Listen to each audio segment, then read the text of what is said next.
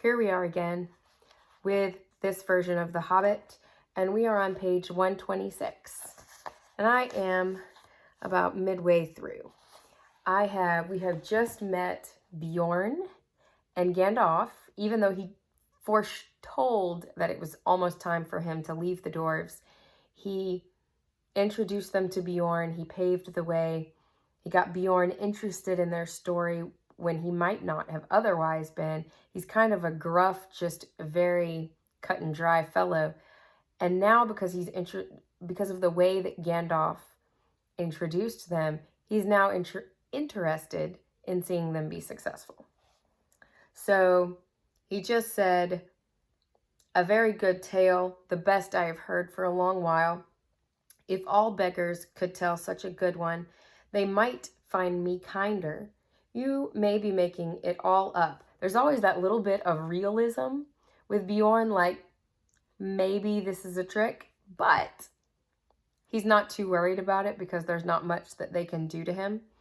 "Of course, but you deserve a supper for the story all the same. Let's have something to eat." "Yes, please," they all said together. "Thank you very much." Inside the hall, it was now quite dark. Beorn clapped his hands, and in trotted 4 beautiful white ponies and several large, long-bodied gray dogs. Beorn said something to them in a queer language, like animal noises, turned into talk. They went out again and soon came back carrying torches in their mouths, which they lit at the fire and stuck in low brackets on the pillars of the hall about the central hearth. The dogs could stand on their hind legs when they wished, and carry things with their forefeet. Quickly they got out boards and trestles from the side walls and set them up near the fire. Then, ba, ba, ba, was heard, and in came some snow-white sheep, led by a large coal-black ram. One bore a white cloth embroidered at the edges with figures of animals. Others bore on their broad backs trays with bowls and platters and knives and wooden spoons, which the dogs took and quickly laid on the trestle tables. These were very low enough for Bilbo to sit at comfortably. Beside them, a pony pushed 2 low-seated benches with wide rush bottoms and little short, thick legs for Gandalf and Thorin, while at the far end he put Beorn's big black chair of the same sort, in which he sat with his great legs stuck far out under the table. So it was just kind of splayed out. These were all the chairs he had in his hall, and he probably had them low, like the tables, for the convenience of the wonderful animals that waited on him. What did the rest sit on? They were not forgotten.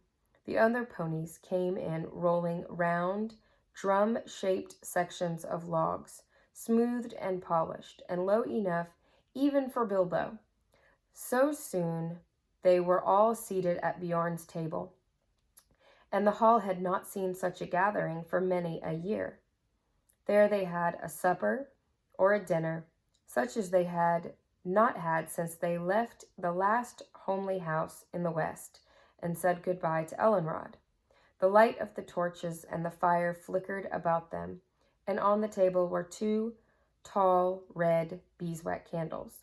All the time they ate, Beorn, in his deep, rolling voice, told tales of all the wild lands on this side of the mountains, and especially of the dark and dangerous wood that lay outstretched far to north and south, a day's ride before them, barring their way to the east, the terrible forest of Mirkwood.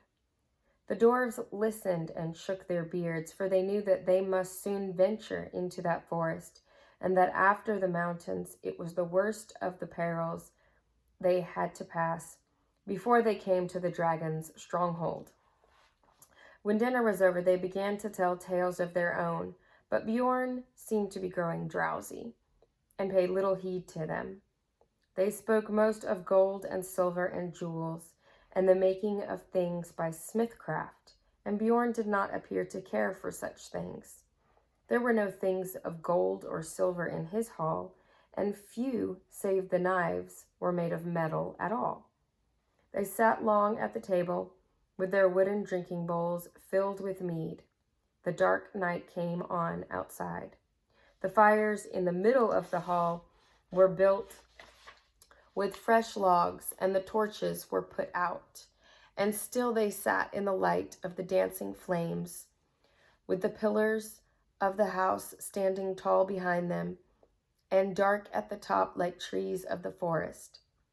Whether it was magic or not, it seemed to Bilbo he heard a sound like wind in the branches, stirring in the rafters, and the hoot of owls. Soon he began to nod with sleep, and the voices seemed to grow far away until he woke with a start. The great door had creaked and slammed. Beorn was gone. The dwarves were sitting cross-legged on the floor round the fire, and presently they began to sing. Some of the verses were like this, but there were many more, and their singing went on for a long while. So now we have a song again. So it said, "The wind was on the withered heath, but in the forest stirred no leaf. There shadows lay by night and day, and dark things silent crept beneath. The wind came down from mountains cold, and like a tide it roared and rolled. The branches groaned, and the forest moaned, and the leaves were laid upon the mold. The wind went on from west to east. All movement in the forest ceased, but shrill and harsh across the marsh, its whistling voices were released. The grasses hissed, their tassels bent. The reeds were rattling, on it went. O'er shaken pool, under heaven's cool, where racing clouds were torn and rent. It passed the lonely mountain bare and swept above the dragon's lair. There black and dark lay boulders stark, and flying smoke was in the air. It left the world and took its flight o'er the wide seas of the night. The moon set sail upon the gale, and stars were fanned to leaping light. Bilbo began to nod again. Suddenly up stood Gandalf. "It's time for us to sleep," he said, "for us. But not, I think, for Beorn. In this hall we can rest sound and safe, but I warn you all not to forget." Beorn said before he left us, "You must not stray outside until the sun is up, on your peril." Bilbo found that beds had already been laid at the side of the hall, on a sort of raised platform between the pillars and the outer wall. For him there was a little mattress of straw and woolen blankets. He snuggled into them very gladly, summertime though it was. The fire burned low, and he fell asleep. Yet in the night he woke. The fire had now sunk to a few embers. The dwarves and Gandalf were all asleep, to judge by their breathing. A splash of white on the floor came from the high moon, which was peering down through the smoke hole in the roof. There was a growling sound outside, and a noise as of some great animal scuffling at the door. Bilbo wondered what it was, and whether it could be Beorn in enchanted shape, and if he would come in as a bear and kill them. He dived under the blankets and hid his head, and fell asleep again at last in spite of his fears. It was full morning when he awoke. One of the dwarves had fallen over him in the shadows where he lay, and had rolled down with a bump from the platform onto the floor. It was Bolfor, and he was grumbling about it when Bilbo opened his eyes. "Get up, lazybones," he said, "or there will be no breakfast left for you." Up jumped Bilbo. "Breakfast!" he cried. "Where is breakfast?" "Mostly inside us," answered the other dwarves, who were moving around the hall. "But what is left is out on the veranda. We have been about looking for Beorn ever since the sun got up, but there is no sign of him anywhere, though we found breakfast laid as soon as we went out." "Where is Gandalf?" asked Bilbo, moving off to find something to eat as quick as he could. "Oh, out and about somewhere," they told him, but he saw no sign of the wizard all that day until the evening. Just before sunset, he walked into the hall, where the Hobbit and the dwarves were having supper, waited on by Beorn's wonderful animals, as they had been all day. Of Beorn, they had seen and heard nothing since the night before, and they were getting puzzled. "Where is our host, and where have you been all day yourself?" they all cried.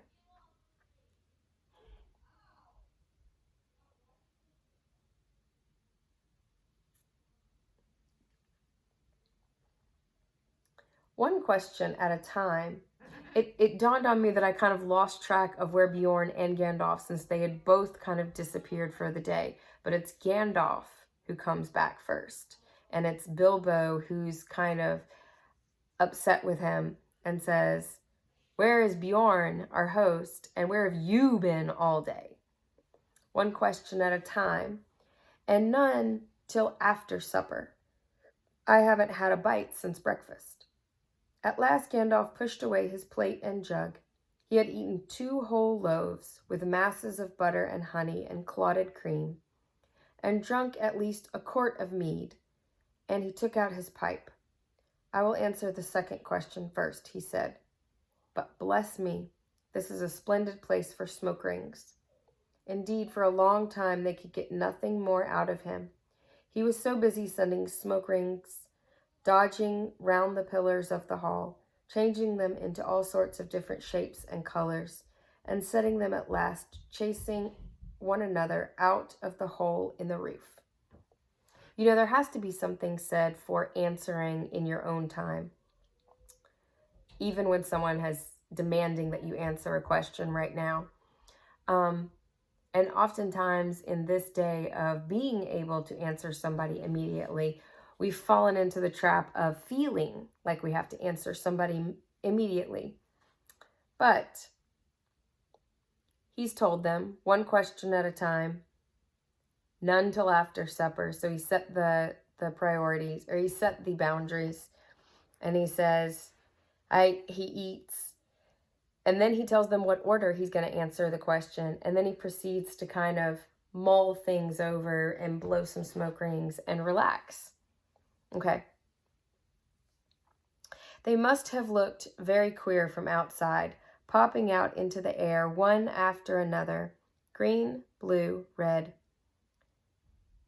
silver, gray, yellow, white, big ones, little ones, dodging through big ones and joining into figure 8s and going off like a flock of birds in the distance. "I have been picking out bear tracks," he said at last. "There must have been a regular bears meeting outside here last night. I soon saw that Beorn could not have made them all. There were far too many of them, and they were of various sizes too. I should say there were little bears, large bears, ordinary bears, and gigantic big bears, all dancing outside from dark to nearly dawn. They came from almost every direction, except from the west over the river, from the mountains. In that direction, only one set of footprints led, none coming, only ones going away from here. I followed these as far as the Car Rock. There they disappeared into the river, but the water was too deep and strong beyond the rock for me to cross. It is easy enough, as you remember, to get from this bank to the Car Rock by the ford. But on the other side is a cliff standing up from a swirling channel. I had to walk miles before I found a place where the river was wide and shallow enough for me to wade and swim, and then miles back again to pick up the tracks again. By that time, it was too late for me to follow them far.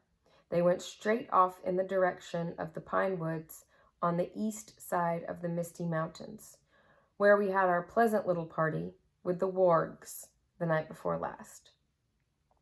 And now I think I have answered your first question too, ended Gandalf, and he sat a long while silent.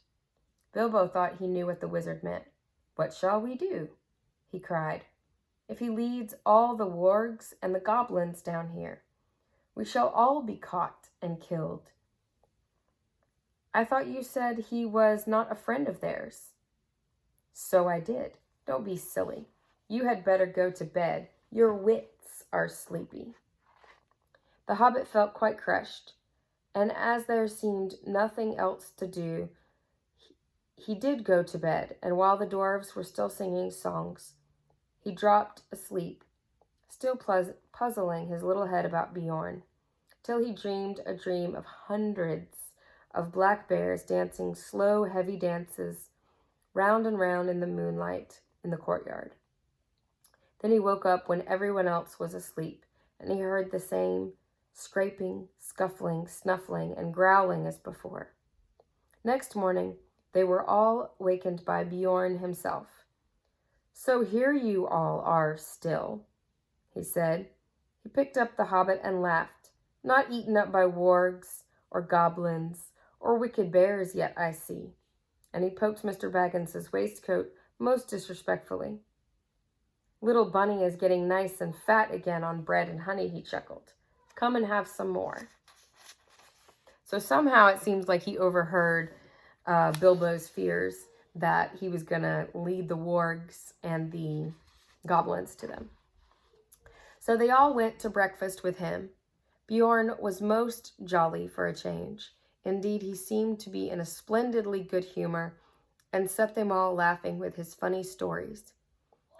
Nor did they have to wonder long where he had been or why he was so nice to them, for he told them himself. He had been over the river and right back up into the mountains, from which you can guess that he could travel quickly, in bear's shape at any rate. From the burnt wolf glade he had soon found out that part of their story was true, but he had found more than that. He had caught a warg and a goblin wandering in the woods. From these he had got news. The goblin patrols were still hunting with wargs for the dwarfs, and they were fiercely angry because of the death of the great goblin, and also because of the burning of the chief wolf's nose and the death from the wizard's fire of many of his chief servants. So much they told him when he forced them, but he guessed there was more wickedness than this afoot, and that a great raid of the whole goblin army, with their wolf allies, into the lands shadowed by the mountains, might soon be made to find the dwarves, or to take vengeance on the men and creatures that lived there, and who they thought must be sheltering them. "It was a good story, that of yours," said Beorn, "but I like it still better now I am sure it is true. You must forgive my not taking your word.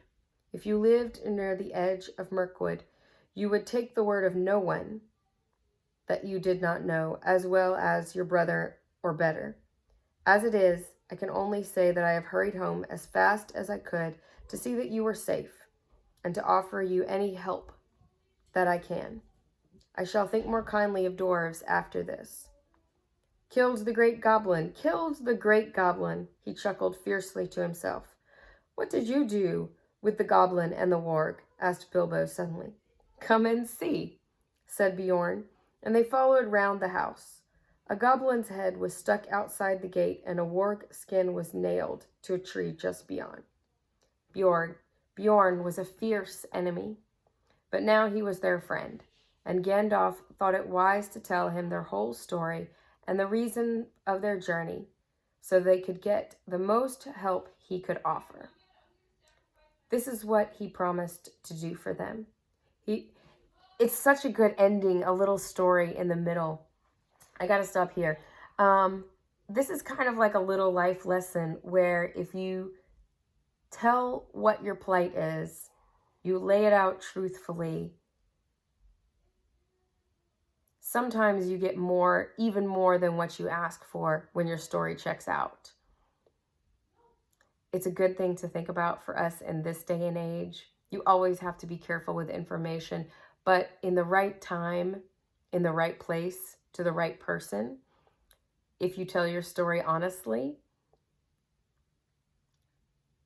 they asked for very little. They just asked for kind of a safe place to rest and recharge, and they got so much more. Their story checked out from a very powerful person. He trusts them now. He's earned they have earned his respect, and now he's going to promise to do something for them. So I am on the top of page 133, and we will get into what he's going to promise to do them the next time.